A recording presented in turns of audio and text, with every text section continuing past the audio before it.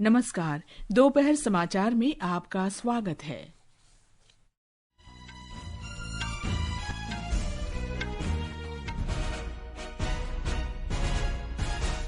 संसद के बजट सत्र का दूसरा चरण शिक्षा नीति और परिसीमन के मुद्दों पर हंगामे के साथ शुरू हुआ। शिक्षा मंत्री धर्मेंद्र प्रधान ने डीएमके पर छात्रों के भविष्य से खिलवाड़ करने का आरोप लगाया। वानुआतू के प्रधानमंत्री ने भगोड़े ललित मोदी का पासपोर्ट रद्द करने का आदेश दिया। भारत ने चीन और जापान से आने वाले जल उपचार रसायनों पर $986 प्रति टन तक एंटी डंपिंग शुल्क लगाया। मध्य प्रदेश और महाराष्ट्र में 2 अलग अलग दुर्घटनाओं में 12 लोगों की मौत और 26 घायल। और महिला प्रीमियर क्रिकेट लीग में आज शाम मुंबई इंडियंस का मुकाबला गुजरात जायंट्स से।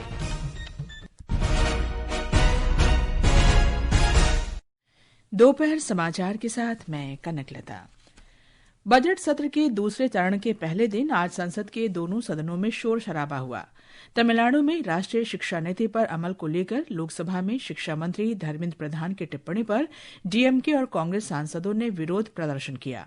शोर शराबे के बीच सदन की बैठक 12 बजे तक स्थगित करनी पड़ी। प्रश्नकाल के दौरान डीएमके सांसद टी सुमति उर्फ थमी झाची थंगा पांडियन ने तमिलनाडु को धन आवंटित करने का मुद्दा उठाया। इसका जवाब देते हुए श्री प्रधान ने आरोप लगाया कि डीएमके ने पीएम श्री योजना तमिलनाडु में लागू करने के लिए एक समझौता ज्ञापन पर हस्ताक्षर किए थे, लेकिन बाद में वो इससे मुकर गई। उन्होंने कहा कि कर्नाटक और हिमाचल प्रदेश जैसे कांग्रेस शासित राज्यों ने भी राष्ट्रीय शिक्षा नीति 2020 को लागू करने के लिए समझौता ज्ञापनों पर हस्ताक्षर किए थे।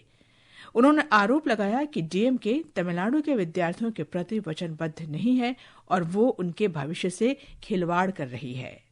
Government of India is giving financial allocation to PM portion. They are dishonest. They are not committed to Tamil Nadu students. They are ruining the future of Tamil Nadu students. Their only job is to raise language passion. They are doing politics. They are doing mischief. This is unfortunate in the federal state. Put allegation against Government of India. Shri Pradhan की टिप्पणी के बाद DMK और कांग्रेस के सदस्य हंगामा करने लगे।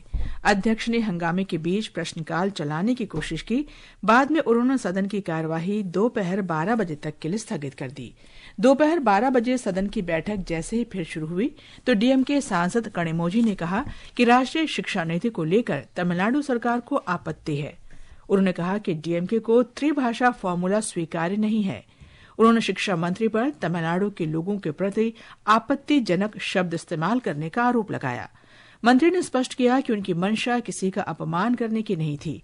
उन्होंने इस्तेमाल किए गए अपने कुछ शब्द वापस भी लिए। केंद्रीय वित्त मंत्री निर्मला सीतारामन ने आज लोकसभा में वर्ष 2024-25 के लिए दूसरे चरण की अनुपूरक अनुदान मांग पेश की। उन्होंने सदन में वर्ष 2025-26 के लिए मणिपुर से संबंधित बजट भी पेश किया। राज्यसभा में सदन की बैठक आज सुबह जैसे ही शुरू हुई, उपसभापति हरिवंश ने दक्षिणी राज्यों में परिसीमन के मुद्दों को लेकर विपक्षी पार्टियों के स्थगन नोटिस पेश करने की अनुमति नहीं दी। विपक्षी दलों ने कथित डुप्लीकेट मतदाता पहचान संख्या और अन्य मुद्दों को लेकर स्थगन का नोटिस देने का प्रयास किया था। कांग्रेस, टीएमसी, डीएमके और अन्य दलों के सदस्य इस मुद्दे को लेकर नारेबाजी करने लगे। उपसभापति ने सदस्यों से अपील की कि वे अपनी सीटों पर वापस चले जाएं और सदन की कार्यवाही चलने दें। बाद में Congress, TMC, DMK, Samajwadi party और अन्य सदस्यों ने इस मुद्दे पर वॉकआउट किया। सदन के नेता जेपी नड्डा ने विपक्षी दलों पर आरोप लगाया कि वे सदन से वॉकआउट करके गैर जिम्मेदाराना दृष्टिकोण अपना रहे हैं। उन्होंने कहा कि सरकार किसी भी मुद्दे पर बहस के लिए तैयार है। अब चलते हैं अपने संवाददाता दिवाकर के पास। दिवाकर, आज बजट सत्र के दूसरे चरण का पहला दिन है। सदन की कार्यवाही कैसी रही, क्या जानकारी है आपके पास? जी कनक, आज पहले दिन ही लोकसभा में हंगामा देखने को मिला, जहां कांग्रेस और डीएमके समेत विपक्षी सदस्यों ने तमिलनाडु में राष्ट्रीय शिक्षा नीति के क्रियान्वयन के मुद्दे पर हंगामा किया। प्रश्नकाल के दौरान डीएमके की सांसद ने तमिलनाडु को पीएम श्री योजना से संबंधित धनराशि नहीं जारी करने पर केंद्र सरकार से सवाल कर रही थी और इसी दौरान जब शिक्षा मंत्री उनका जवाब दे रहे थे तो उन्होंने कहा कि राज्य सरकार पीएम श्री योजना के क्रियान्वयन के लिए केंद्र सरकार के साथ समझौते ज्ञापन पर हस्ताक्षर नहीं कर रही है, जिससे धनराशि जारी होने में देरी हो रही है। जब मंत्री बोल रहे थे तो डीएमके के सदस्यों ने हंगामा किया और केंद्रीय मंत्री की कुछ टिप्पणियों पर आपत्ति जताई और इसके बाद सदन की कार्यवाही स्थगित करनी पड़ी। हालांकि इस दौरान इससे पहले सदन में पुरातत्व स्थलों और भारतीय पुरातत्व सर्वेक्षण से जुड़े कुछ सवाल किए गए, जिसपे संबंधित मंत्रियों ने जवाब दिया। आज लोकसभा में वित्त मंत्री निर्मला सीतारमण ने वर्ष 2024-25 के लिए मणिपुर से संबंधित अनुदान की अनुपूरक मांग पेश की। आपको पता है कि मणिपुर में इस समय राष्ट्रपति शासन है, इसलिए ये जो है अनुपूरक मांग यहाँ लोकसभा में पेश किया गया। राज्यसभा में सुबह में जैसे ही कार्रवाई शुरू हुई तो विपक्षी सदस्यों ने डुप्लीकेट मतदान पहचान पत्र नंबर जारी करने और अन्य मुद्दों पर शोरगुल किया। जानकारी के लिए धन्यवाद दिवाकर। दोनों सदनों की कार्यवाही जारी है। प्रधानमंत्री नरेंद्र मोदी कल से 2 दिवसीय यात्रा पर मॉरिशस पहुंचेंगे। प्रधानमंत्री मॉरिशस के राष्ट्रीय दिवस समारोह में मुख्य अतिथि के रूप में शामिल होंगे। मॉरिशस में 12 मार्च को आयोजित होने वाले राष्ट्रीय दिवस समारोह की तैयारियां जोरों पर हैं। ब्यौरा हमारे संवाददाता से। मॉरिशस को 12 मार्च 1968 में ब्रिटिश राज से आजादी मिली थी, इसलिए हर वर्ष 12 मार्च को मॉरिशस में राष्ट्रीय दिवस मनाया जाता है। वर्ष 2015 के बाद प्रधानमंत्री श्री मोदी दूसरी बार मॉरिशस के राष्ट्रीय दिवस समारोह में मुख्य अतिथि के रूप में शामिल हो रहे हैं। आज मॉरिशस की राजधानी पोर्ट लुइस में नेशनल डे के मौके पर होने वाली परेड के लिए फुल ड्रेस रिहर्सल हो रही है। इस परेड में भारतीय मार्चिंग दस्ता भी शामिल होगा। इसके अलावा भारतीय नौसेना का एक शिप भी इस मौके पर मॉरिशस पहुंच रहा है। साथ ही भारतीय वायुसेना की आकाश गंगा स्काई डाइविंग टीम भी इस परेड में भाग लेगी। विकल्प शुक्ला, आकाशवाणी समाचार, मॉरिशस। विदेश मंत्रालय के प्रवक्ता रणधीर जायसवाल ने आकाशवाणी समाचार को दिए विशेष साक्षात्कार में प्रधानमंत्री नरेंद्र मोदी की मॉरिशस यात्रा के बारे में जानकारी दी।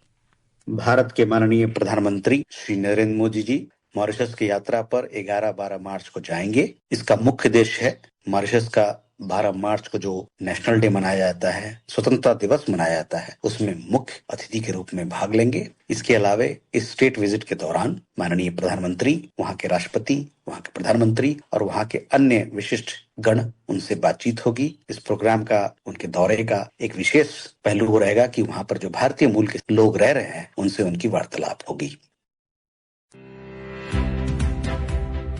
मॉरिशस, जहां आधी से ज्यादा आबादी की जुबान है भोजपुरी।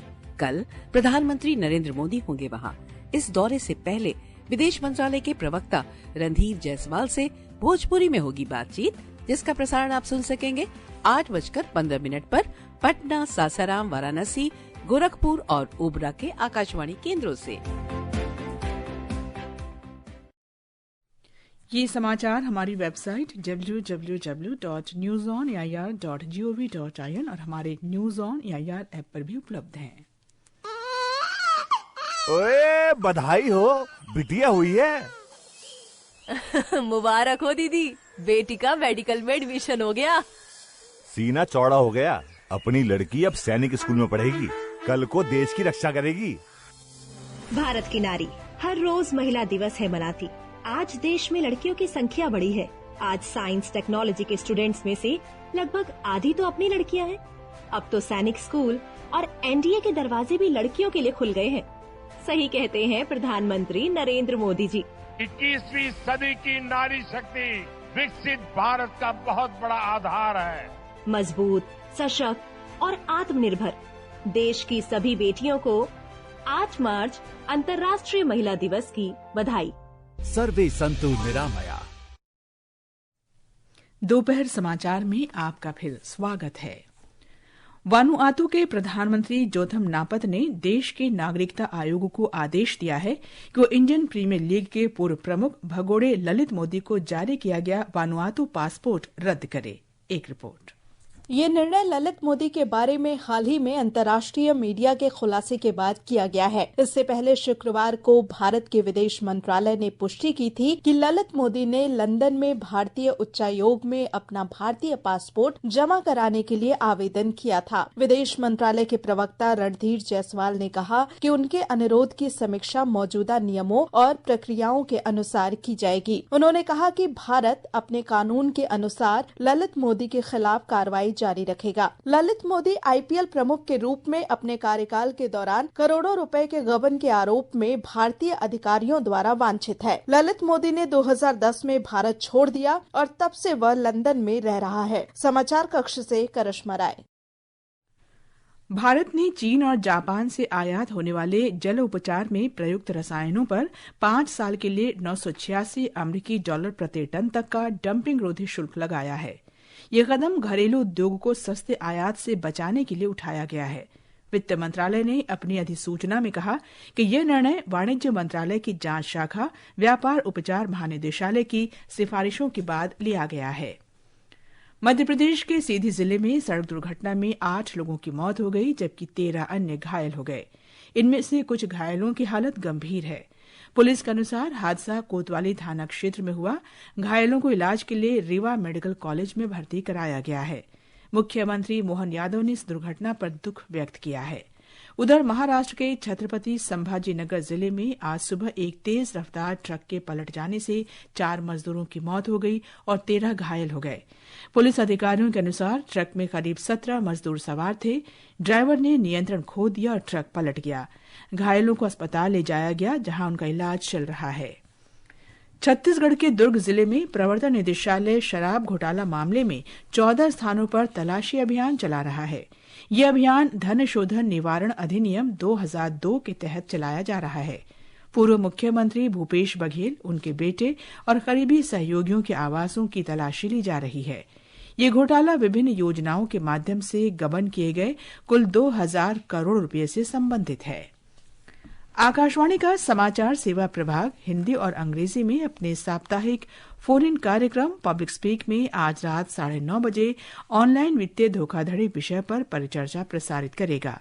इसमें भारतीय साइबर अपराध समन्वय केंद्र के निदेशक निशांत कुमार और दिल्ली पुलिस के विशेष प्रकोष्ठ के संयुक्त आयुक्त रजनीश गुप्ता के साथ चर्चा प्रसारित की जाएगी। श्रोता हमारे टेलीफोन नंबर 0112342150 और 0112331444 पर प्रश्न पूछ सकते हैं। कंबोडिया के सियम रीप क्षेत्र में आज तीसरा भारत कंबोडिया विदेश कार्यालय विचार विमर्श आयोजित किया गया।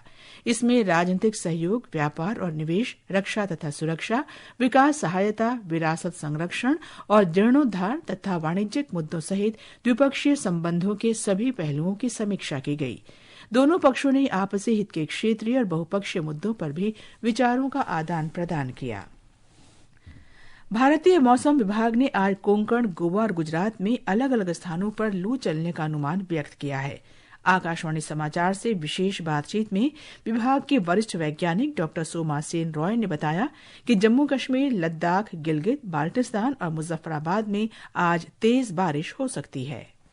एक पश्चिम विक्षोभ काफी पीछे है, मगर उसके इफेक्ट आज से शुरू हो गए हैं नॉर्थ ईस्ट इंडिया में, और खासकर आज रात से लेकर कल सुबह तक बारिश का मात्रा और थंडरस्टॉर्म एक्टिविटी बढ़ने का संभावना है, मेनली जम्मू कश्मीर और हिमाचल प्रदेश में। प्लेन्स में ज्यादा इफेक्ट नहीं करेगा, मगर पंजाब, हरियाणा, दिल्ली, इन सभी राज्यों में जैसे ये पश्चिम विक्षोभ आगे आएगी तो 13-14 तारीख को बारिश दोबारा बढ़ेगी आपका पूरा नॉर्थ ईस्ट इंडिया में, जिसके चलते भारी वर्षा होने की संभावना है, थंडरस्टॉर्म एक्टिविटी होने का संभावना है पूरा नॉर्थ इंडिया में। महिला प्रीमियर क्रिकेट लीग में आज शाम मुंबई इंडियंस का मुकाबला गुजरात जायंट्स से होगा। मैच मुंबई के ब्रेबॉर्न स्टेडियम में शाम 7:30 बजे शुरू होगा। मुंबई और गुजरात दोनों ही दिल्ली कैपिटल्स के साथ प्लेऑफ में जगह बना चुके हैं। आज के मैच में टूर्नामेंट के पहले फाइनलिस्ट का निर्धारण हो सकता है। अंत में मुख्य समाचार एक बार फिर। संसद के बजट सत्र का दूसरा चरण शिक्षा नीति और परिसीमन के मुद्दों पर हंगामे के साथ शुरू हुआ। शिक्षा मंत्री धर्मेंद्र प्रधान ने डीएमके पर छात्रों के भविष्य से खिलवाड़ करने का आरोप लगाया। वानुआतू के प्रधानमंत्री ने भगोड़े ललित मोदी का पासपोर्ट रद्द करने का आदेश दिया। भारत ने चीन और जापान से आने वाले जल उपचार रसायनों पर $986 प्रति टन तक एंटी डंपिंग शुल्क लगाया। मध्य प्रदेश और महाराष्ट्र में 2 अलग अलग दुर्घटनाओं में 12 लोगों की मौत और 26 घायल। और महिला प्रीमियर क्रिकेट लीग में आज शाम मुंबई इंडियंस का मुकाबला गुजरात जायंट से होगा।